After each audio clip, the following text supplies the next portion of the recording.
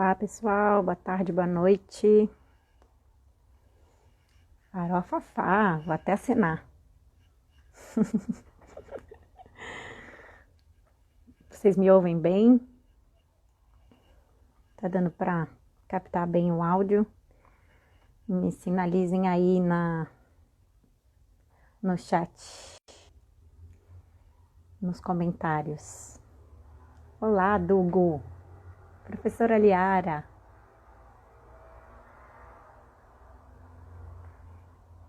Que bom. Obrigada, Maria, por me avisar. Bem-vindos e bem-vindas. Essa é mais uma conversa ao vivo do futuro da comunicação pós-pandemia, uma parceria do Centro Interdisciplinar de Pesquisa da Casper com o Núcleo Editorial, as revistas Esquinas e Casper. A gente está aqui no Instagram de Esquinas e tem sempre um repórter de Casper fazendo a cobertura da live. No dia seguinte, a gente tem a matéria postada com o vídeo da live na íntegra. Esperando o nosso convidado de hoje, a gente vai conversar sobre mercado de audiovisual e políticas para o setor com o professor Márcio Rodrigo Ribeiro. O Márcio é jornalista e é doutor pelo Programa de Artes da Unesp. Ele pesquisa o tema do cinema nacional e também o audiovisual. E a gente vai poder conversar com ele sobre o mercado de audiovisual e o que está acontecendo na pandemia e o que tem de prognóstico, de previsão para acontecer com esse mercado depois que a pandemia passar. Quem está aqui porque viu alguma divulgação nos perfis do professor Márcio, eu faço o convite para seguir o Instagram de Esquinas para acompanhar não só as outras lives dessa série. A professora Tatiana, o professor Rodrigo já estão aqui, obrigada.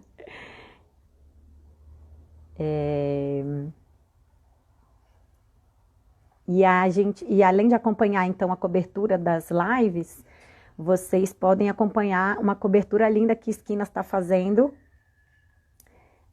de tudo que está acontecendo com a pandemia. Tem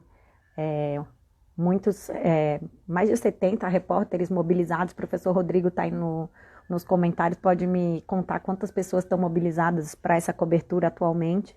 Eles têm feito uma cobertura super bonita, profunda, relevante jornalisticamente de tudo que está acontecendo. A gente está esperando o professor Márcio entrar para convidar ele para fazer parte aqui da live. Enquanto isso, eu vou dando um oi aqui para as pessoas. O professor Rafael Brito também está aqui. Bem que eu achei, Rafa, que você ia estar aqui para falar de Ancine, Socine. São temas da sua pesquisa também, né? Romar Ribeiro está falando que a live do Rodrigo foi ótima. Que bom. A gente está tentando cercar vários temas aí pertinentes do mercado e do mundo da comunicação para dar conta de fazer uma pensata sobre o que está acontecendo. O professor Márcio Rodrigo está aqui. Márcio, deve aparecer para você uma mensagem do Instagram pedindo para solicitar para entrar na live. Eu vou tentar te chamar aqui, clicando no seu nome. E aí você aceita. O professor Márcio, então, é jornalista e é doutor pelo Programa de Artes da Unesp e vai conversar com a gente hoje sobre audiovisual. Boa noite, Márcio.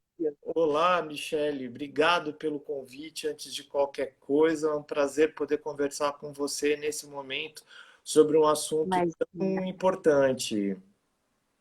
Imagina, o prazer é meu e você sabe que fazer essas lives está me dando a oportunidade também de eu conversar com os professores, amigos, queridos, que eu estou morrendo de saudade da sala dos professores, então o prazer é meu. Pessoal, a gente vai tentar atender as perguntas que vão acontecendo aqui pelos comentários, então vocês podem mandar perguntas, tá? Antes de mais nada, Márcio, eu queria que você me contasse, o nosso papo de hoje é sobre mercado do audiovisual, do que a gente está falando quando a gente está falando disso, né? E assim, me parece que o mercado de audiovisual, talvez a grande questão que está envolvida nesse momento, é que as pessoas justamente precisaram ficar isoladas em casa num momento em que o consumo de streaming já expandia. Então, aconteceu uma expansão talvez ainda maior, e eu queria saber se a gente já tem informação, já tem dados sobre isso, e sobre o que está acontecendo, não só nesse aspecto do consumo, mas no mercado de audiovisual como um todo, durante a pandemia. Obrigada por você estar com a gente aqui hoje. Bom, vamos começar pela primeira pergunta, Michele. Eu entendo por mercado de audiovisual todas as inter-relações complexas que existem entre as mais diversas plataformas possíveis audiovisuais hoje existentes, que são convergentes, tá? Cinema, TV paga e streaming, seja qual categoria for, se ele for, né, um streaming por publicidade, por aluguel ou venda de filmes, ou o streaming por assinatura, que é o que a gente normalmente usa, que é a Netflix, agora a Amazon, a Globoplay. E, evidentemente, no caso do Brasil, a gente precisa adicionar aí mais uma variável dentro desse mercado, né, de relações complexas com o público, que é a participação fundamental dos governos, o poder público federal, estadual e municipal, porque, especialmente para a produção audiovisual independente, o Brasil depende demais, né, de atuações do governo, principalmente do governo federal, por meio da Ancine, que é a agência não apenas reguladora, mas também fomentadora do audiovisual, da produção independente no país, desde que ela foi criada lá em setembro de 2001. Evidentemente, essa tendência de crescimento das plataformas de streaming, como você bem colocou ali, elas vêm de antes da pandemia, né, do que está acontecendo na pandemia ao redor do mundo, não apenas o Brasil, mas eu penso que ela se intensifica muito agora, porque além de fatores do próprio mercado, nós temos agora um fator que é da saúde pública, né, que pede, que quase faz um slogan para esse home video em forma de streaming, que é fique em casa. E fique em casa significa para todos nós assistir vídeos, cada vez mais vídeos por stream, né? Então surgiram tendências novas no audiovisual, como a live, que é assunto de uma outra grande discussão que eu tenho feito com os meus estudantes de audiovisual, e ao mesmo tempo também de educação por novas ferramentas, como usando, por exemplo, as plataformas de Zoom, de Google Meet, que a gente tem usado, que também deve ser uma tendência que vai a mexer com todo o mercado, inclusive de produtores audiovisuais, mesmo depois da pandemia. Ô, Márcio, legal. Acho que a gente pode falar com mais detalhes depois sobre essa história das políticas públicas, que acho que é um capítulo à parte, né? Mas sim, o Roma Ribeiro pergunta, existe o risco da janela cinema streaming acabar de vez? O que você pensa? Dizer hoje que nesse momento nós temos uma janela estilhaçada e um pé quebrado.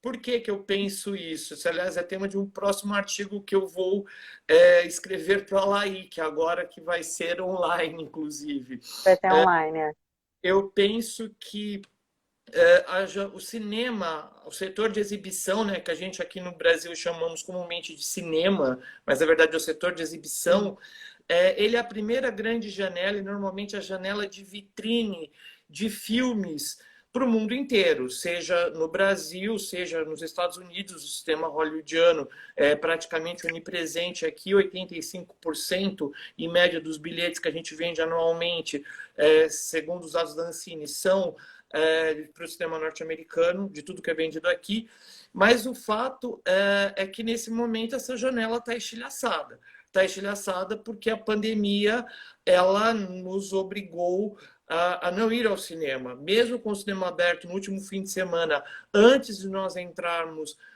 de vez no isolamento social, no Brasil inteiro foram vendidos menos de 600 ingressos naquele fim de semana, que foi o fim de semana de 19 a 22 de março. Né, mostrando que as pessoas que frequentam o cinema normalmente são públicos de classe média, por conta da localização das salas de cinema, nos shoppings e tudo mais, já estava com medo antes da pandemia tomar as proporções que ela tomou no país.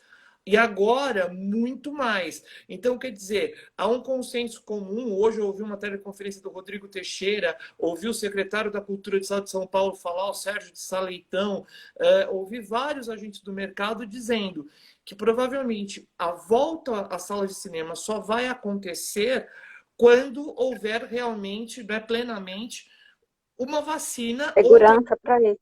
muito eficaz contra a Covid-19. Enquanto isso, o que vai acontecer? As salas, hoje, por exemplo, dos Estados Unidos, eles estão estudando a MPA, que é a Associação de Produtores de lá, a poderosa MPA, que junta a Disney, Warner, Netflix agora, que as salas devem poder abrir, né, conversando com o pessoal de exibição, com no máximo estourando, dependendo do tamanho da sala, 30% da sua ocupação. O que é um prejuízo muito grande se a gente pensar que tanto lá quanto aqui no Brasil, como diz a Ancine, em média 40% do faturamento das salas de exibição não vem da venda de ingressos, mas vem da venda de bomboniere, de pipoca e refrigerante, basicamente. Do consumo, né? A Luísa Vilas Boas comentou, Márcio, e vamos de cinema drive-in. E a professora Cândida pergunta assim, Márcio, você acha que essa intensificação da demanda pode pressionar o governo para rever as políticas restritivas de financiamento de produções, especificamente as produções independentes? Vamos lá. Primeiro que o Cine Drive-In, né? O governo do Estado de São Paulo, o secretário de Cultura estava falando isso numa teleconferência semana passada. Eles estão estudando usar drive-in enquanto durar a pandemia, os efeitos da pós-pandemia, não apenas para cinema, mas para shows musicais, Teatro, né? Uhum. teatro ao ar livre e outros tipos de apresentações que exijam aglomerações. Essa semana, eu já tinha lido, ontem foi inclusive reportagem no Fantástico, teve uma rave num drive-in na Alemanha. Então, isso tem acontecido, eu acompanho alguns Instagrams de festas, de baladas alemãs, que eles estão fazendo várias raves em drive-in. E o Estado de São Paulo, a Secretaria de Estado da Cultura, está estudando essa possibilidade por aqui também, até para poder dar emprego para produtores culturais, porque o pessoal está sentindo muito impacto da crise. Por um outro lado, eu acho que o governo Bolsonaro ele parou de incentivar cinema muito antes da gente simplesmente da pandemia chegar. Nesse momento, a Ancine tem só do Fundo Setorial do Audiovisual mais de 2 bilhões, tá, represados para serem repassados para o setor, que não são repassados desde o último trimestre de 2018, no final do governo Temer. Então, nós passamos o último trimestre segurando mais 2 bilhões e 100 milhões de reais, para ser mais preciso, para fomento do audiovisual independente, que é previsto, que é o que faz o mercado girar. Nós não está começando a sofrer um apagão já de produções, especialmente do cinema, que depende desse dinheiro totalmente para se realizar por causa da pandemia. Então, nós tínhamos muita coisa pronta, né? Porque o ano passado, por exemplo, a Ancine disse que o Brasil lançou 152 longas-metragens e nós temos esse dinheiro represado. Nós temos um desmanche da Ancine tal qual nós conhecíamos nesse momento e um aparelhamento da Ancine, porque os 2 novos diretores indicados pelo Bolsonaro são evangélicos que não têm experiência nenhuma com agências de fomento. Então, a Ancine, ela fez o básico do básico quando estourou a pandemia, que foi ali prorrogar, que está no site da agência, né, a prestação de contas, prorrogar os prazos de captação, né, de quem tem certificados expedidos pela CVM, quem é que faz isso, para captar no mercado, já que o mercado está todo parado, e foi isso. Não há nenhuma política, né, da Ancine, e a última vez que a nossa secretária nacional de cultura, que a excelentíssima Regina Duarte, falou em público, ela falou para exaltar a ditadura militar, cantar os mortos daquele período e, num total desrespeito, cantar os mortos desse momento da Covid-19, o que mostra para mim claramente o tipo de governo, de secretária de cultura que nós temos, né? Tenho que registrado minha indignação, minha total falta de respeito à Regina Duarte, com a classe cultural, com a classe audiovisual, especialmente com as famílias dos mortos de Covid-19 e da ditadura militar. Não posso desperdiçar. E da nossa memória, né, Márcio, da nossa história, do nosso país, que também é história pela arte, né? Gregório do Vivier fez um Greg News maravilhoso essa semana sobre isso. Ele chama de leveza, né, para responder à provocação dela, dizendo que a gente tem que ser leve, que a gente não pode carregar um cemitério de mortos nas nossas costas. E ele mostra nesse programa como que se faz uma homenagem justamente às pessoas que se foram, para que a obra delas seja enaltecida, né? É assim que a gente reconhece grandes artistas que contribuíram tanto para a nossa história e para a nossa memória. Márcio, a gente tem outras perguntas aqui nos comentários. A Cândida pergunta: você acha que nesse contexto novos formatos podem surgir? Acho que ainda naquele contexto de pensar o drive-in, mas também pensando outros formatos, talvez?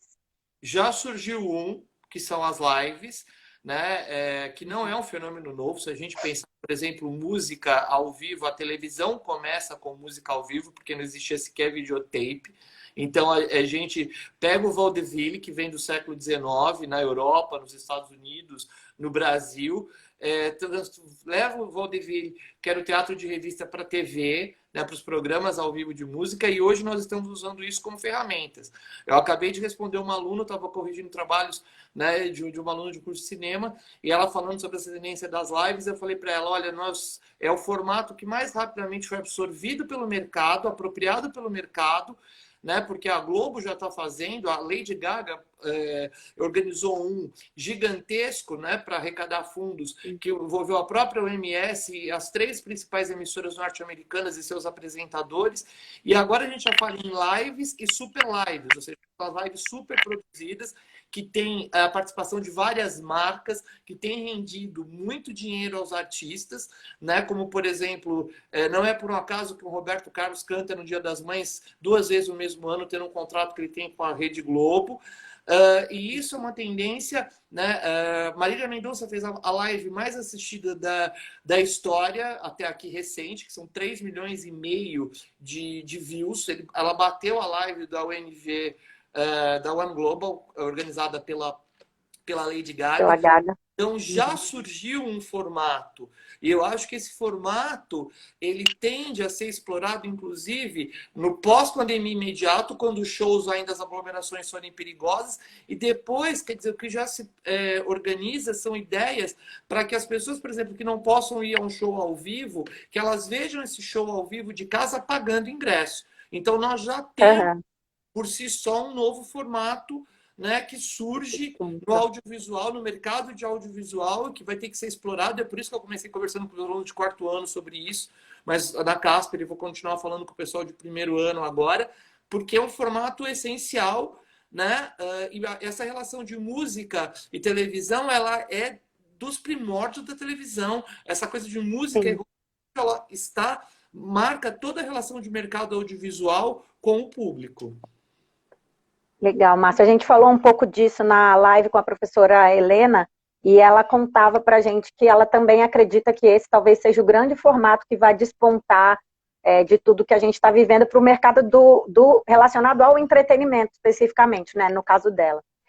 Romar Ribeiro pergunta: a indústria americana talvez até segure o baque, mas será que o cinema nacional aguenta? Estamos diante de uma crise à la Collor em 1990? Estamos. E estamos, não, como eu disse anteriormente, por causa da pandemia. Nós estamos por conta da completa inoperância desse governo em relação ao cinema. Nós temos produto pronto, né? Há uma vertente, como o Rodrigo Teixeira da RT Features, que acha que é um bom momento para a gente vender esses filmes que nós já temos prontos para as plataformas de streaming, tá? O que é fato, é uma oportunidade de mercado, porque as plataformas de streaming elas têm conteúdo até mais ou menos outubro a novembro, para atender o público delas com produtos inéditos, né, com produções inéditas. E depois disso, como também não estão havendo gravações não só no Brasil, mas no mundo todo por conta da pandemia e dos isolamentos sociais, aí nós vamos ter uma demanda por produções inéditas novas. Qual o desafio no caso do que já está pronto? O cinema brasileiro, quer dizer, ele é um cinema muito de traços muito autorais. E a maioria dos filmes que está pronto hoje não foram lançados, que normalmente é lançado no Brasil são filmes de grande apelo de público, né, que é o que eu chamo na minha tese de doutorado de blockbuster verde e amarelo, como, por exemplo, agora Uhum. o sucesso do Minha Mãe é uma Peça, que até ser interrompido a atividade de exibição de cinema do Brasil foi o filme mais visto no Brasil em 2020. Né? Bateu, inclusive, Frozen 2, para você ter uma noção do poder que isso teve. Agora, os filmes que não foram lançados, eles são filmes, o que a gente chama na linguagem de distribuição de filmes pequenos ou filmes de arte, ou filmes cults. Ou seja, são aqueles filmes que atendem um público muito específico, num setor de exibição muito específico. Nesse caso, quer dizer, tanto a distribuição fica dificultada, inclusive para stream, tá? Embora, por exemplo, a O2 Play, que seja a primeira distribuidora digital para qualquer plataforma do país, tenha interesse em ver os projetos. Quem tem projeto, por favor, deve procurar, por exemplo, a Margot Brandão lá, se tiver um produto pronto, porque eles avaliam e eles fazem negócios com todas as plataformas de streaming operando no Brasil hoje, tá? Netflix, como é que se fala? A Amazon, Globoplay, eles negociam com todas o teu produto ali.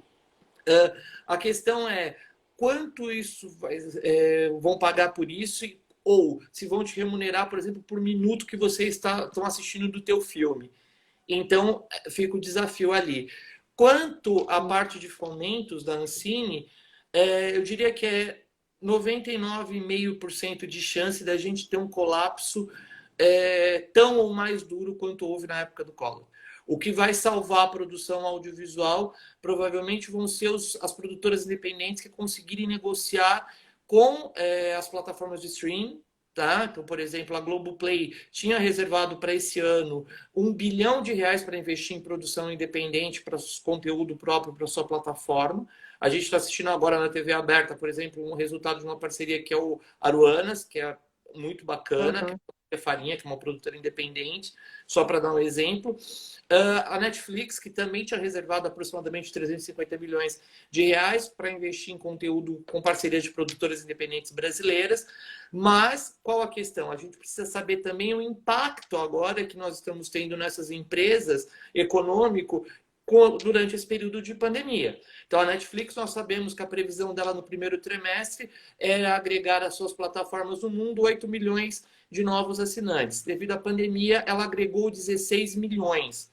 Só que a Netflix, nesse momento, ela tem que esperar, ela está produzindo a primeira série feita com celulares no isolamento, né, de vários produtores, mas a gente tem que esperar, porque nós não podemos produzir nada enquanto o isolamento não passar. É um risco. O Leandro deu oi pra gente. Leandro, saudades.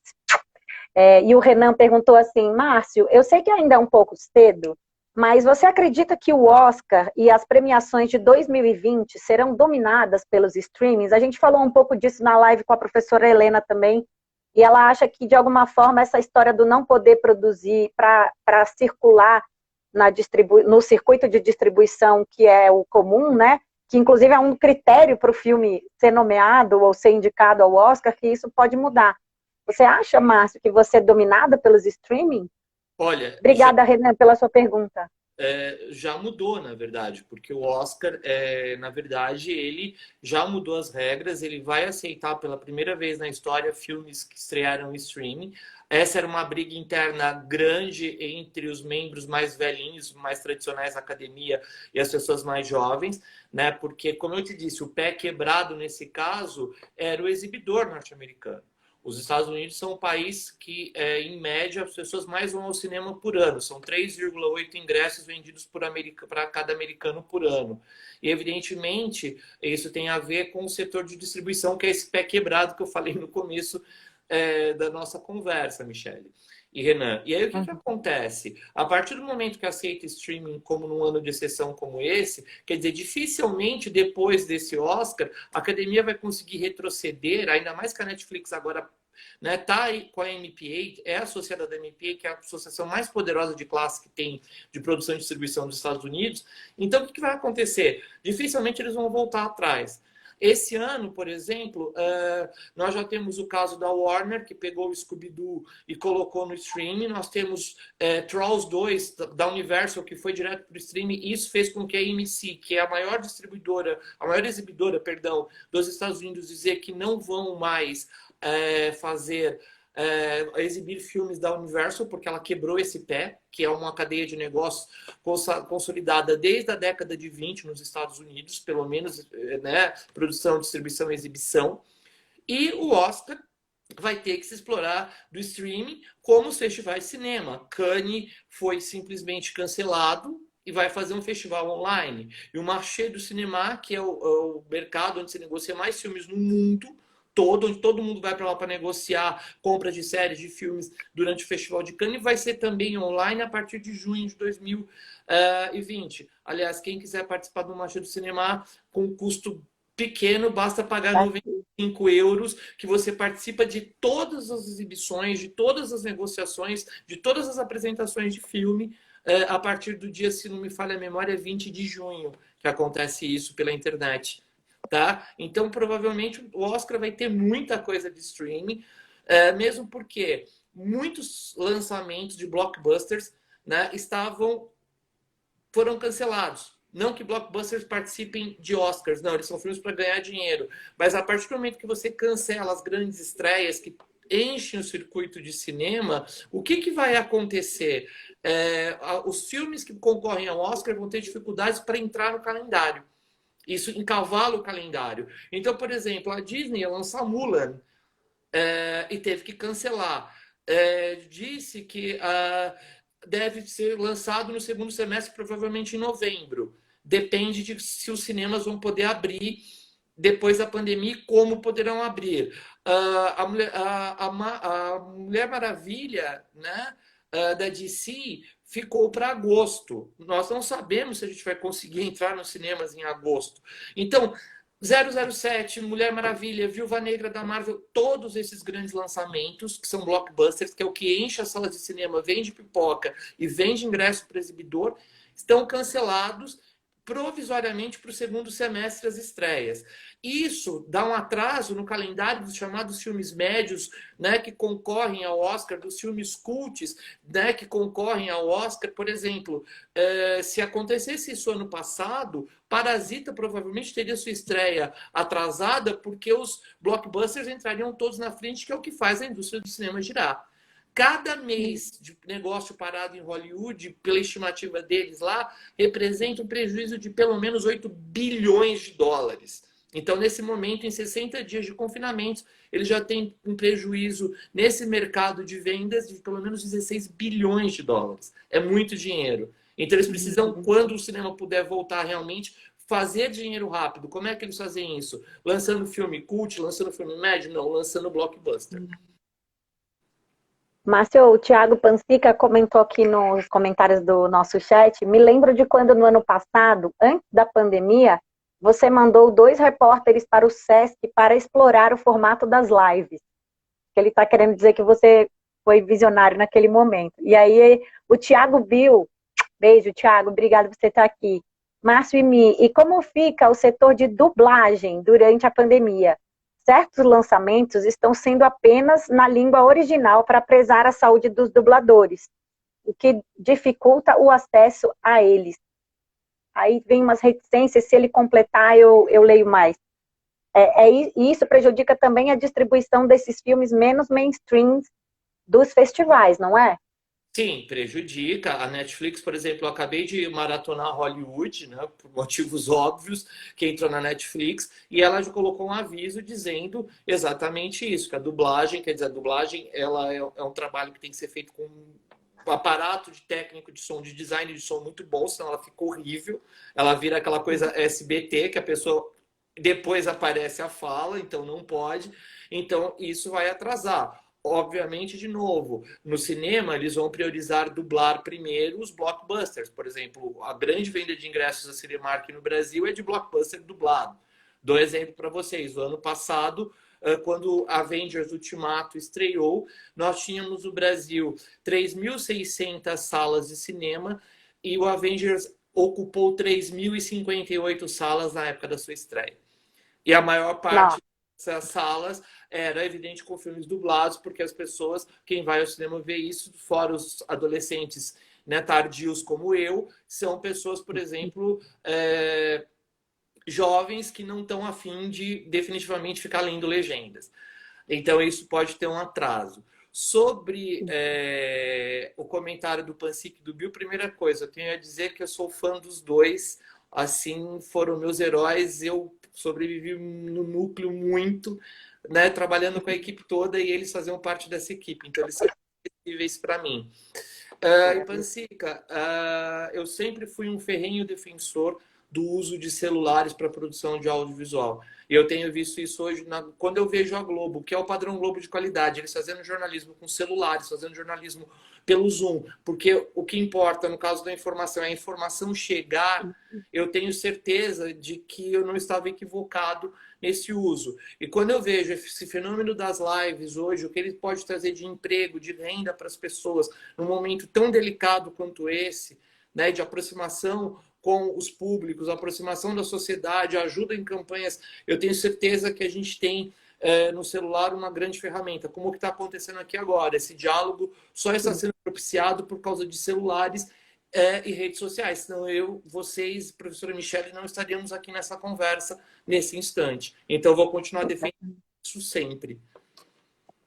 Márcio, Rafael Mariatti pergunta: por que o áudio das produções brasileiras são tão ruins, incluindo as dublagens? Você não entende o personagem e quando aparece um efeito sonoro, parece que a sala vai rachar. Isso, na verdade, não tem a ver com a captação de som. Normalmente, isso tem a ver com o design de som. O Brasil não tem nenhum curso, por exemplo, de cinema, salas tão equipadas para design de som quanto nos Estados Unidos, por exemplo. Para você fazer design de som, e isso está bem na área ainda de finalização, você precisa ter uma sala de cinema, você precisa ter um W System de última geração, que hoje está, se não me engano, na versão 8. Quase 9, para você poder fazer o design de som, pegar todas as trilhas, a trilha musical, a trilha de diálogos e a trilha de ruídos, que é o que compõe de fato uma trilha sonora, e organizar esses sons de modo que eles fiquem convincentes. Quando eles vêm de lado, vêm de frente, vêm de trás, e captar com clareza o que as pessoas estão dizendo num filme. O Brasil hoje já melhorou muito, mas quando a gente vai fazer as melhores edições de som, os designs de som, normalmente manda coisa para fora, né, para poder fazer isso com o nível de excelência procurado, por exemplo. Então, hoje a gente tem designs de som muito bons, ou finalizados na Rede Globo, que tem os equipamentos de última geração, porque é a empresa de comunicação mais rica do país, né, investe muito dinheiro nisso. Não é qualquer player de mercado que pode investir 200 milhões de reais no estúdio, como eles investiram ano passado no MG4, que está parado agora, inclusive por conta da pandemia. Mas ou é ali, ou a melhor coisa é você procurar laboratórios grandes como o Telimad, né, que é do Patrick Ciareta, Quanta, ou mandar para fora. Essa é a realidade. Eu tenho uma pergunta para você, Márcio, mas a professora Tatiana Ferraz comentou aqui no chat que a dublagem brasileira é muito boa, é uma das melhores do mundo. Aí Rafael Mariatti respondeu: não é a qualidade da dublagem, é a qualidade do som, como você estava falando, né? Sim. O Rafa Brito, o professor Rafa Brito, pergunta: Márcio, como você enxerga o mercado de trabalho audiovisual no Brasil pós-pandemia? Macron, na França, já ofereceu uma indenização aos trabalhadores dos setores culturais até junho de 2021. Veja, primeira coisa, esquece essa indenização. Não por parte do governo federal. Eu acho que o que pode acontecer, até pela guerra política que está entre João Dória e Bolsonaro, entre o Witzel e o Bolsonaro, é que as secretarias estaduais de cultura e municipais de São Paulo e do Rio, que são as duas maiores cidades que concentram mais empresas, né, no Brasil, auxiliar de alguma maneira, como já vem auxiliando, a classe artística. Então, por exemplo, a Secretaria de Estado da Cultura acabou de distribuir zilhares de cestas básicas para as comunidades de circo, né, que perderam tudo também, estão numa situação pior do que o pessoal de audiovisual. Então, eu acho que se vier alguma coisa nesse sentido, vem dos governos estaduais e municipais, de estados como São Paulo, Rio, talvez Pernambuco, os estados que têm uma situação já de apoio à cultura melhor resolvida. Esse é o primeiro ponto. O segundo ponto, eu penso que após pandemia, ela vai trazer uma reativação que vai precisar ser rápida do mercado, tanto de gravações, de produções de captação mesmo, de pré-produção, quanto de conteúdo, né, de cinema, quanto conteúdo para streaming. Então é um momento, quer dizer, que vai ter que se sentar, se repensar todos os projetos que nós temos, se aproximassem players de mercado. Eu acho importantíssimo a gente acompanhar eventos de mercado. O Brasil tem uma coisa para mim que nós discutimos sempre, ensinamos muito audiovisual do ponto de vista da linguagem, da estética, né, da produção, da arte. Perfeito. Eu acho que uma das maiores lutas que eu tenho com os meus estudantes sempre a gente precisa entender audiovisual como negócio. Né? E um negócio que a gente precisa aprender a cada vez mais sobreviver sem o apoio do governo, porque todas as vezes que a gente depende demais de um governo, como a gente estava dependendo agora da Ancine, pode subir um governo errado, equivocado, como esse do Bolsonaro, e mais uma vez acabar com tudo como fez o Collor há 30 anos. Né? Então, a gente precisa ter políticas públicas que apoiem os setores para a produção independente? Sim, mas nós precisamos, ao mesmo tempo, paralelamente, a gente trabalhar no sentido de aprendermos a nos aproximar de agentes de mercado que possam fazer parcerias, que possam, né, que a gente possa vender nossas ideias, nossos projetos, entender que como jornalista, todo texto de jornalista bom é texto editado. Todo produto audiovisual bom é produto audiovisual que teve as mãos não apenas do produtor, do realizador, mas do distribuidor, mas de toda a cadeia que realmente realiza audiovisual. E a cadeia não se faz apenas com o ciclo de produção. Está provado, o maior nome da história do Brasil, antes do governo Bolsonaro, sempre, no Brasil, sempre foi a distribuição dos nossos filmes e a exibição. É um mercado dominado por Hollywood? Sim, desde 1925, Hollywood vende pelo menos 80% dos bilhetes aqui no mundo. Então, bom, o que a gente pode fazer? Onde nós vamos enxergar brechas para a gente entrar no mercado, para a gente negociar? Esse é um momento extremamente promissor, apesar da pandemia, para o streaming, para a produção de streaming. Sim, as plataformas estão procurando parceiros, sim, estão procurando parceiros jovens, parceiros, né, que queiram realmente entrar, parceiros que entendam a linguagem, por exemplo, desse formato que vai vir com cada vez mais força nas plataformas, que é a série. Né? Nós estamos falando, o ano passado, o Laurent Julier, que é um dos maiores estudiosos do cinema na França, da Sorbonne, que estudou cinefilia a vida inteira, o ano passado lançou um livro falando sobre serifilia, ou seja, como as plataformas de streaming mudaram o formato e criaram legiões de fãs no mundo inteiro. Então, nesse momento, por exemplo, a Laís Bodansky, pela SP Cine, acabou de lançar um edital para propostas de séries, para produção de séries. E a gente precisa estar atento a esse tipo de coisa e entrar no mercado e entender que a gente não pode esperar mais só do governo. Por quê? Porque quando o governo decide fechar as torneiras, a gente fica nessa situação complicada como nós estamos agora. Nós não podemos ser reféns de nenhum tipo de poder. A gente tem que cobrar o poder constitucionalmente, isso está garantido pela Constituição, mas a gente também precisa entender que o que a gente faz transformar a produção em produto audiovisual, que é uma defesa que eu faço o tempo inteiro. E a gente tem visto resultados muito promissores disso no mercado, Rafael. Márcio, eu não consigo saber o nome da pessoa que fez essa pergunta, mas LRSSBSL. Falando em produtos não ficcionais, vocês podem comentar um pouco da produção de documentários? Como a pandemia muda a forma de retratar o outro e contar a sua história? A LRSB, eu dou um doce se não for a Larissa Basílio, que também trabalhou comigo no núcleo editorial. Acho que deve ser ela mesma, pelas letras iniciais. E eu oriento hoje o TCC deles sobre um documentário sobre antropofagia marginal. Aliás, eles estão criando um projeto sobre a boca do lixo e eu acho que vai ficar sensacional pelas ideias que eles estão tendo, as pessoas que eles estão desenterrando da boca do lixo para falar. Né? O cinema da boca do lixo paulistana. Estou muito ansioso por esse projeto. Mas eu penso que o documentário ele é um gênero por excelência, que hoje, cada vez mais, a melhor plataforma dele para ser vendido, e isso está tendo um grande consumo no mundo todo, é o streaming.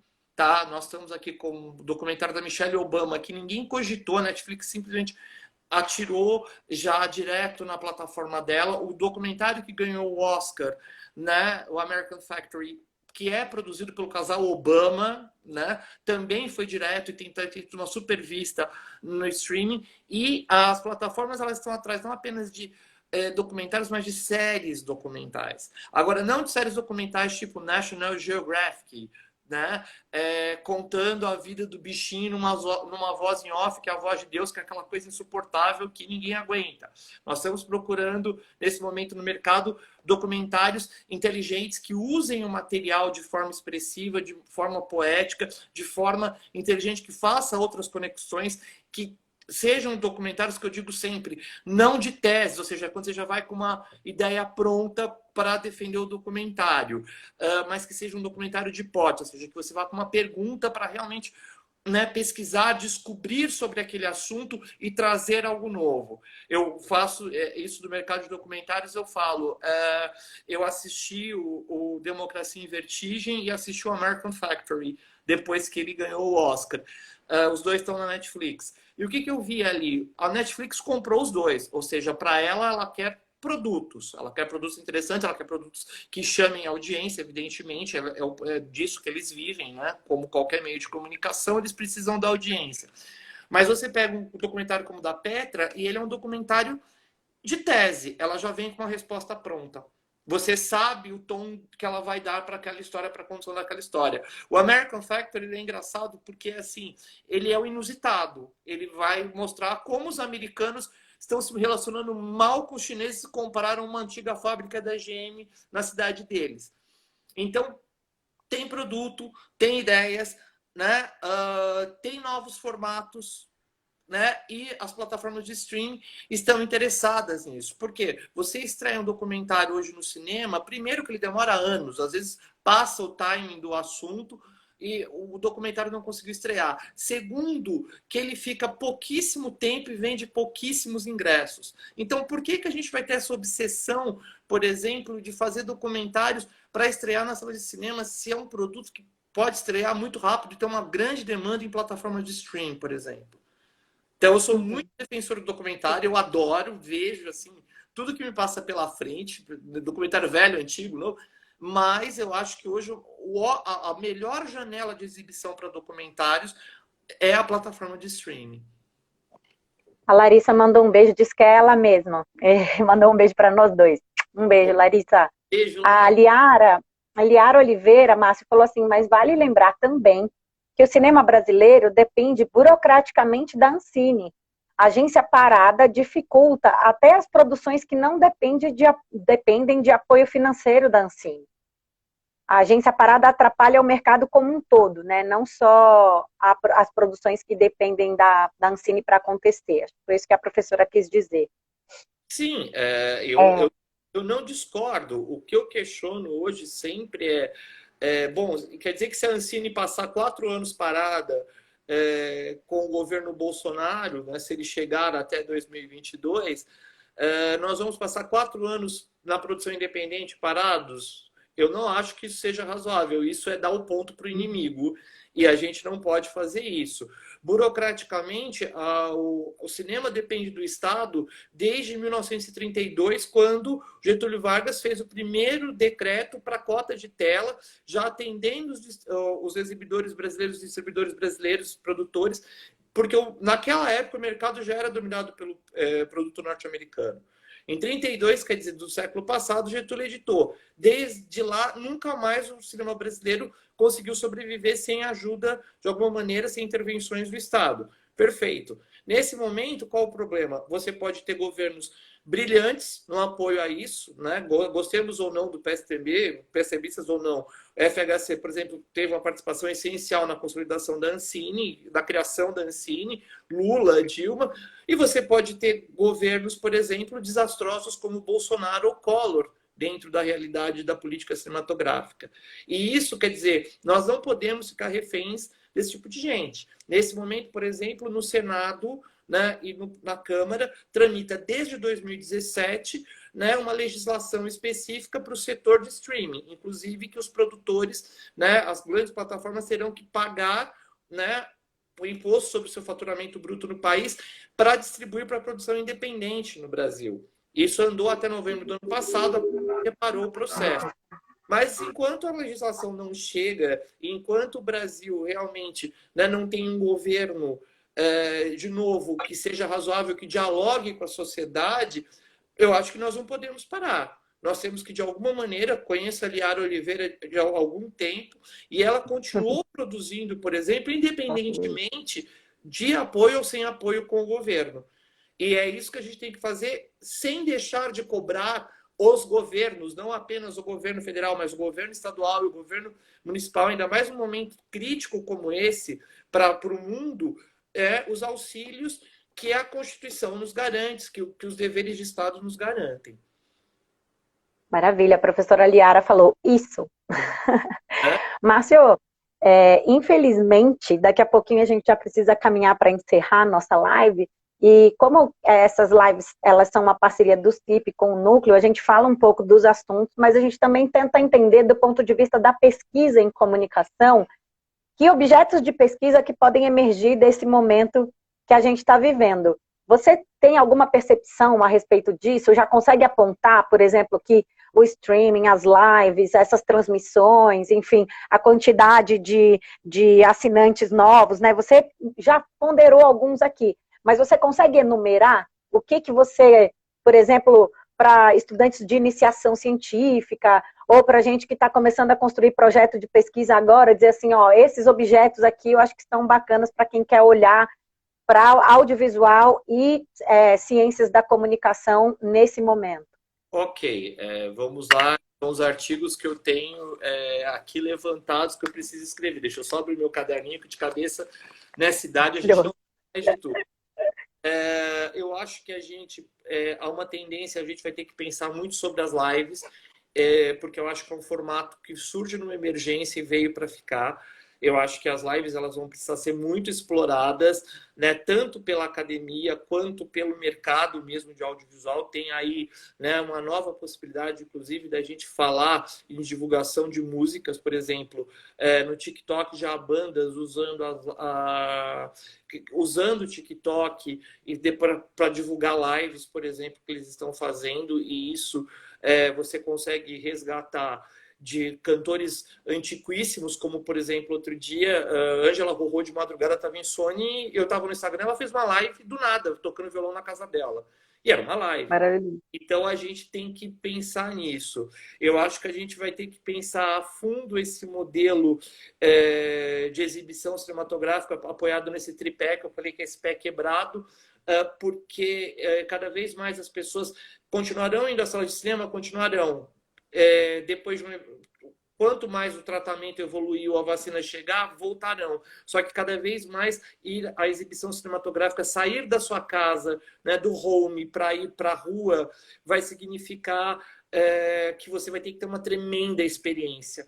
Então, as salas de exibição elas vão ter que, na verdade, vender muito mais do que simplesmente passar um filme, porque um filme eu passo na minha televisão de 65 polegadas da minha casa. Essa é a lógica do consumidor. É por isso que hoje a Smart TV é um dos objetos de desejo de qualquer brasileiro, por exemplo. Então você vai ter que ter uma experiência muito grande de sons, de IMAX, de imersões, né, para você realmente sair da sua casa. E hoje todo o mercado cinematográfico americano, que é só voltado para negócios, já sabe disso. Né? Eu acho também que a gente vai precisar pensar, aceitar, falando de linguagem de estética, novos aparatos de captação de imagem. Então, antes, por exemplo, talvez a gente aceite melhor daqui para frente o uso de celulares na produção, que era o que eu dizia para o Pansica aquela hora. Antes, no mundo ideal, é óbvio que tudo tinha que ser feito com câmeras HD e tudo mais. Mas, por exemplo, os celulares hoje têm definições, às vezes, de 8K. Eu sei que, por exemplo, que tem uma pessoa aqui, que eu não vou dizer o nome, que é Liara Oliveira, ops, falei, foi sem querer, Liara. Mas a verdade, já haviam experiências de sendo feitas para captação, como, por exemplo, um filme chamado Tangerine, que foi todo captado em celulares. Ou, por exemplo, claro que com todas as lentes, com todos os recursos que a Liara sempre lembra, o iPhone, o último clipe da Lady Gaga, antes de tudo isso acontecer, foi todo captado com câmeras do iPhone 11 Pro numa ação de marketing. Então, essa também é uma tendência que nós vamos observar, não só para ficção, experimentos, mesmo linguagem experimental, mas para documentários, mais para jornalismo audiovisual. O Bial vai apresentar o programa dele a partir de hoje, de talk show, da casa dele. Ele vai entrevistar a Glória Maria, que está na casa dela, que não pode sair mesmo porque ela acabou de tratar um câncer. Então seria um perigo para a vida da Glória Maria. E vai ser o quê? Da casa dele, ele vai entrevistar ela. Ele vai fazer a mesma coisa que nós dois estamos fazendo, de certa maneira.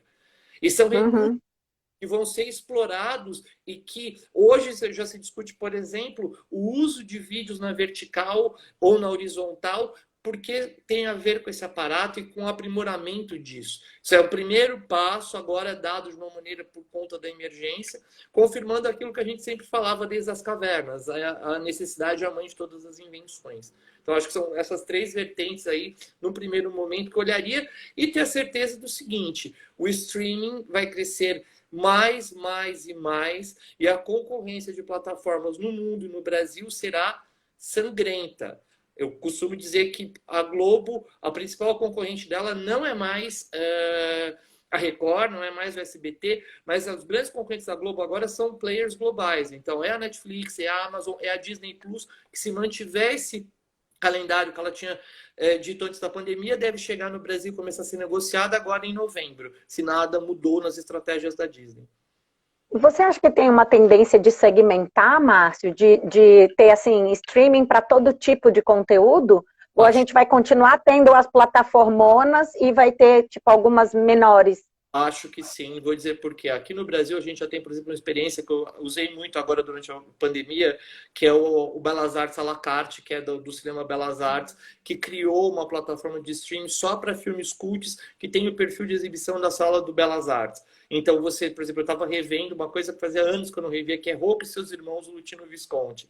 Então você vai ter formas cada vez mais. Tem uma outra experiência que começou agora, que é para curtas, que é o Quibi com I, né, que eles lançaram. Eles vão ter que rever toda a estratégia de negócio agora, porque era para eles serem pagos, mas o momento economicamente é muito ruim. Então, eu acho que é como a TV a cabo, né? Ela segmentou cada vez mais os canais e ela, ao passar do tempo, vai se segmentar ainda, né, cada vez mais a plataforma de streaming. Exemplo, a Globo, ela não está dizendo nada, mas a Globosat, que é quem comanda os canais de TV a cabo da Globo, já está no YouTube como experiência e com a operadora chamada Globosat Play. O que é isso? Você vê todos os canais da Globosat, se você for assinante da Vivo ou da Claro, você se cadastra e você vê tudo como streaming no seu celular na hora que você quiser.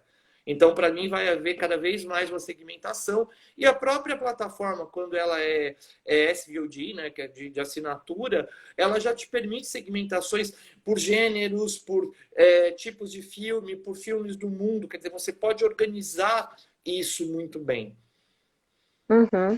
Tem mais dois comentáriozinhos, Márcio, e eu vou pedir para você, sei lá, fazer umas considerações finais. A Bechara Júnior, a captação de áudio ainda é bem precária pelo celular. Essa ainda falta um pouquinho para evoluir. E aí a Liara comentou, falta muito. Márcio, eu queria te agradecer muito a nossa conversa, falar que a gente conversou sobre coisas super importantes. Queria te perguntar se você quer deixar uma consideração final. Tenho pedido para os professores que participam das lives uma palavra de esperança no final. Obrigada, querido. Eu que te agradeço, mas eu penso assim, eu acho que o audiovisual, o mundo está se tornando audiovisual. Isso é irrefutável, né? Nós somos uma geração marcada pelo audiovisual, mais do que pela linguagem verbal escrita e mesmo pela linguagem apenas sonora. Nós somos uma civilização audiovisual, né? Há uma, como disse o Willem Flusser um dia, há uma idolatria da imagem, sim, que é um problema a ser estudado e pensado por todas as áreas da comunicação, todas, sem exceção, né? Mas eu acredito que o mercado de audiovisual ele seja muito promissor. O que nós estamos fazendo é que nós estamos vivendo num tempo de guerra em que nós não tínhamos nenhuma referência disso, tá? Desde o término da Segunda Guerra, que foi há 75 anos, e agora a nossa geração e a geração dos nossos estudantes está tendo que aprender a conviver com isso. Mas eu penso que o ser humano, desde que ele escreveu alguma coisa nas paredes da caverna, ele nunca mais deixou de produzir imagens. Está lá, Lascaux, Altamira, as grutas aqui no Piauí, que não me deixam mentir. Nós nunca mais paramos de produzir as chamadas imagens exógenas, né, como diz o Norval Baitello, desde a parede das cavernas. Não vai ser agora que um vírus, que é um milésimo do milésimo de fio de cabelo, vai fazer a gente parar. A gente precisa, na verdade, agora é olhar para as imagens internas da gente, reorganizar tudo, reorganizar as ideias, o imaginário, a cabeça, e entender a lidar com esse mundo que está por vir. Porque o mundo pode mudar muito quando a pandemia acabar, porque você mudou muito o seu imaginário, ou ele pode ser do mesmo jeito se você não tiver entendido nada do que aconteceu. Então, mas quem é para audiovisual, para comunicação, vai e muito. Sem catastrofismo. Não, com certeza. A professora Tatiana comentou que um pouco de otimismo de vez em quando é bom. A professora Cândida fala, amo essa sala do B. Artes, mas ainda o catálogo pequeno. Ainda é muito discreta a oferta de filmes clássicos cult. Há um buraco aí deixado que as locadoras preenchiam, porque ainda não temos uma videolocadora aos modos antigos. E aí começou um movimento aqui nos comentários de retorno desse passado, agradecimento pela nossa conversa, as pessoas dizendo que gostaram. A professora Sandra falou que gostou das referências arqueológicas. Não, eu amei também a participação. A Cândida, a Netflix comprou nos Estados Unidos, colocou no catálogo 50 filmes clássicos, e ela já entendeu essa tendência de mercado, essa segmentação, e vai criar, está criando um repertório, né, de filmes, uma seleção de filmes só de cinema clássico para colocar na plataforma também. Eles sabem que existem cinéfilos, eles também querem conversar com esse público que somos nós, também mesmo porque quanto mais cinéfilo, mais poder de consumo, que é o que interessa para eles dentro da lógica do negócio que impera nos Estados Unidos, que chegou no mundo todo. Eu acho Exatamente. que é isso, foi ótimo rever tanta gente, rever Adorei. poder dividir figurinhas com vocês, que são, na verdade, angústias minhas que eu tenho incubado aqui, pensando no mercado de audiovisual durante esse período de pandemia. Verdade. Obrigada, Márcio. Obrigado. A gente se fala, pessoal. Sigam o perfil de Esquinas para saber das outras lives. A gente tem quarta-feira uma live sobre informação, dados, transparência e lei de acesso à informação e todos esses temas do acesso à informação com o professor Jefferson Mariano. Continuamos com as lives daqui às próximas semanas. Márcio, obrigada, querido. Gente, beijo. Até quarta-feira. Tchau, tchau.